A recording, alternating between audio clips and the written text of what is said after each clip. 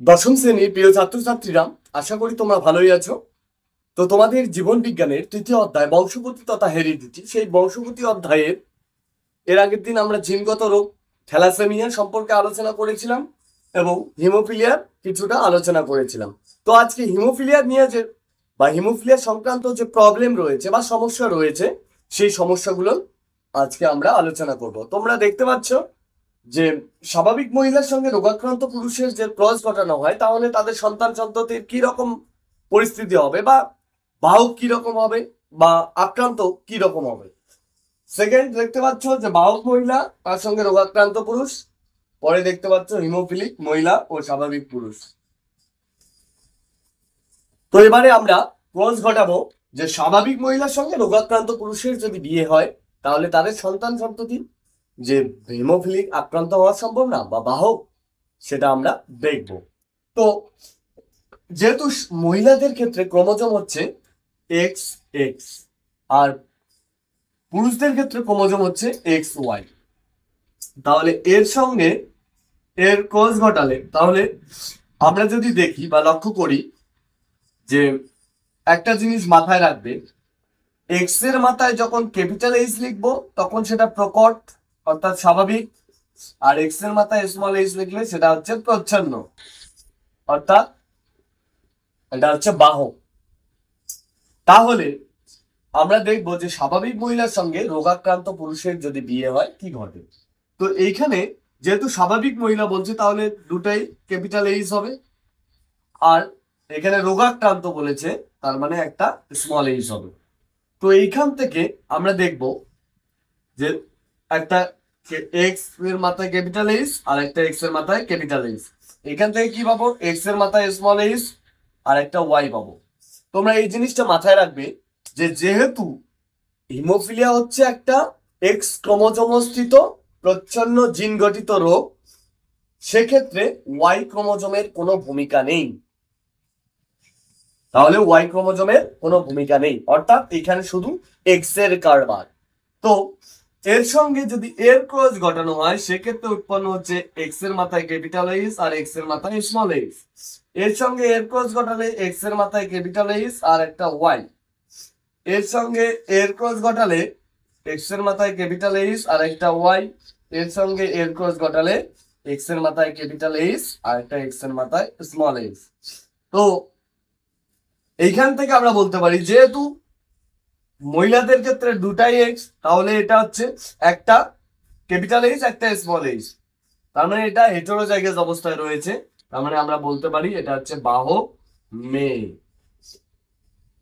এইটা আর এইটা একই, এক্স এর মাথায় ক্যাপিটাল এইচ তারপরে ওয়াই, এক্স এর মাথায় ক্যাপিটাল এইচ তারপরে ওয়াই। তাহলে এটা হচ্ছে যেহেতু ওয়াই, এটা এক্স আর ওয়াই হচ্ছে পুরুষদের ক্ষেত্রে, তাহলে হচ্ছে স্বাভাবিক স্বাভাবিক পুত্র, স্বাভাবিক পুত্র জন্মগ্রহণ করবে। আর এই ক্ষেত্রে দেখবো আমরা একটা ক্যাপিটাল এইচ একটা স্মল এইচ, তাহলে হচ্ছে বাহক মেয়ে।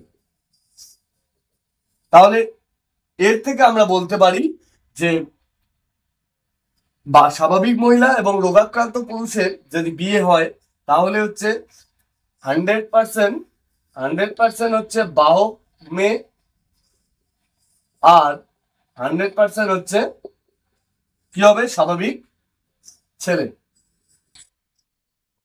স্বাভাবিক ছেলে বা পুত্র জন্মগ্রহণ করবে। আশা করি তোমরা বুঝতে পেরেছো।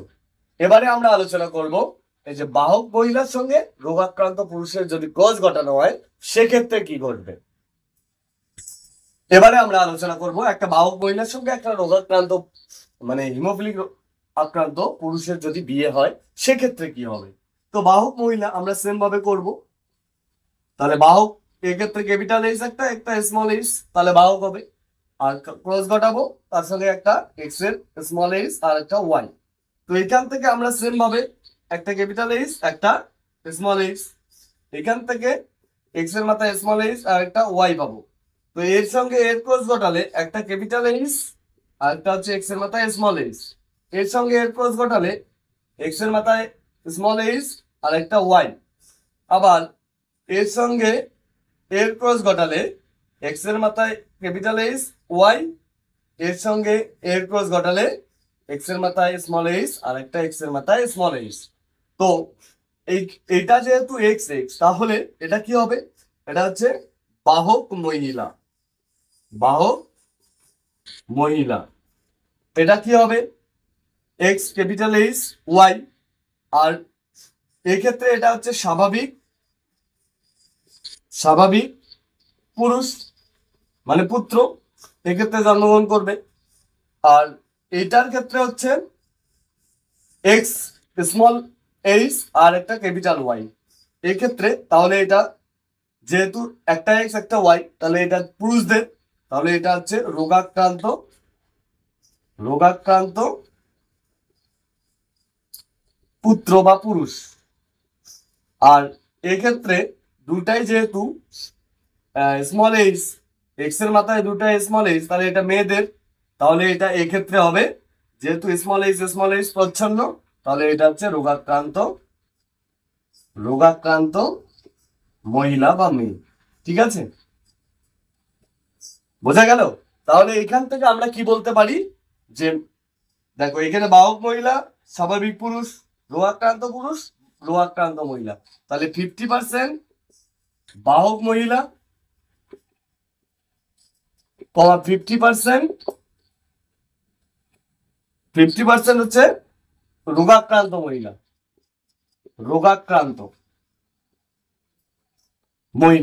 আর 50% হচ্ছে স্বাভাবিক পুরুষ, আর 50% হচ্ছে রোগাক্রান্ত পুরুষ। ঠিক আছে, এটা মহিলা। আশা করি তোমরা বাহক মহিলা এবং রোগাক্রান্ত পুরুষের যে ক্রস ঘটানো হয় বা বিয়ে হয় সেক্ষেত্রে কি করবে সেটা বুঝতে পেরেছো। এবারে আমরা 3 নাম্বার অর্থাৎ হিমোফিলিক মহিলা এবং স্বাভাবিক পুরুষের ক্রস ঘটালে কি হবে সেটা সম্পর্কে জানবো। এবারে আমরা আলোচনা করব হিমোফিলিক মহিলার সঙ্গে যদি স্বাভাবিক পুরুষের ক্রস ঘটানো হয় বা বিয়ে হয় সেক্ষেত্রে কি হবে।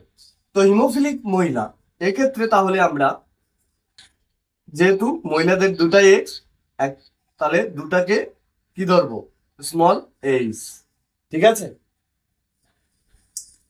তাহলে দুটাকে স্মল এইচ, এর সঙ্গে কার ক্রস? স্বাভাবিক পুরুষের ক্ষেত্রে এক্স ওয়াই, তাহলে এটা হচ্ছে ক্যাপিটাল এইচ হবে। তো এখান থেকে আমরা যদি ভাঙাই তাহলে এক্স স্মল এইচ, এক্স এর মাথায় স্মল এইচ, এখান থেকে ভাঙালে এক্স এর মাথায় ক্যাপিটাল এইচ আর একটা হচ্ছে ওয়াই, এর সঙ্গে এর ক্রস ঘটালে X capital H X small H, এর সঙ্গে এর ক্রস ঘটালে এক্স স্মল এইচ ওয়াই, এর সঙ্গে এর ক্রস ঘটালে একটা এক্স স্মল এইচ ওয়াই, এর সঙ্গে এর ক্রস ঘটালে X capital H X small H. তাহলে এটা হচ্ছে এক্স এক্স, তাহলে এটা মহিলা, এটা হচ্ছে পুরুষ, এটাও পুরুষ, এটা হচ্ছে মহিলা। তাহলে প্রিয় ছাত্রছাত্রীরা তোমরা এখানে কমেন্ট করবে যে এখানে হিমোফিলিক সন্তান কত পার্সেন্ট বা স্বাভাবিক পুরুষ কত পার্সেন্ট বা হিমোফিলিক মহিলা কত পার্সেন্ট বা বাহক মহিলা কত পার্সেন্ট সেটা তোমরা কমেন্ট বক্সে জানাবে। আর এই সমস্ত কোশ্চেনগুলো তোমরা যদি কমেন্টে উত্তর দিতে পারো তাহলে বুঝে নেব যে তোমরা তোমাদের পরীক্ষায় এই সমস্ত কোশ্চেন বা প্রশ্ন আসলে সেটা অতি সহজেই সলভ করতে পারবে। তো আজকের ক্লাস তোমাদের এই পর্যন্তই। Thank you.